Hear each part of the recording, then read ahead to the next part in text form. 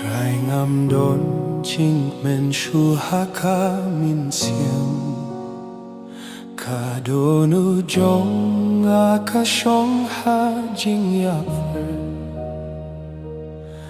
Nga yed marwe haki linti jing yam Ki jing ya ro ped bah kim penim shu hinanga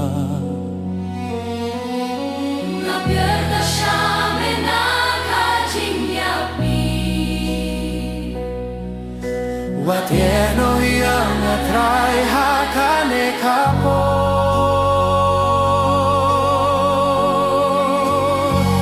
Trai ngam don jing men shu in re nga don yame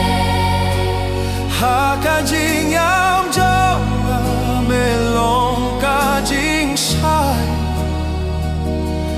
Wat la ka perte ka kintai tianga Ngatip jing yam jong a mes ngo tu baro Ngam don jing men shu in re nga don jing yara Kakir men jong a ka shong tang hame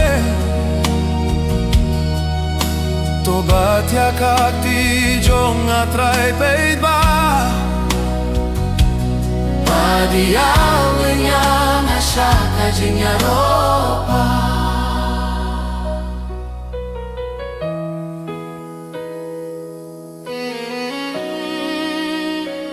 Kijing bakla jong aki hiya pala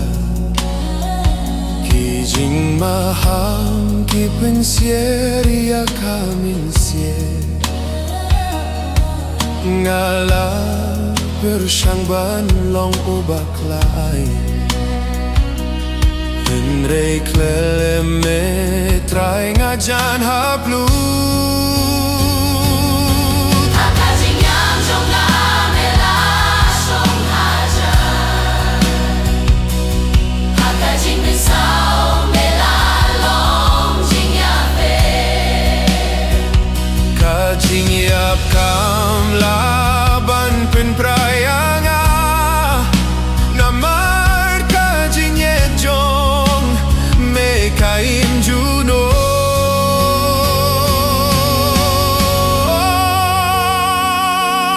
Ngam don jing men shu in re nga don jing yaro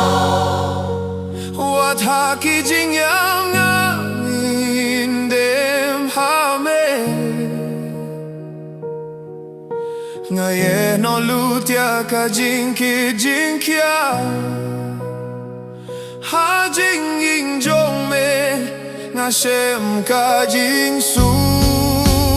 ko Dai to ai jing ya peri ya kamin siem jong a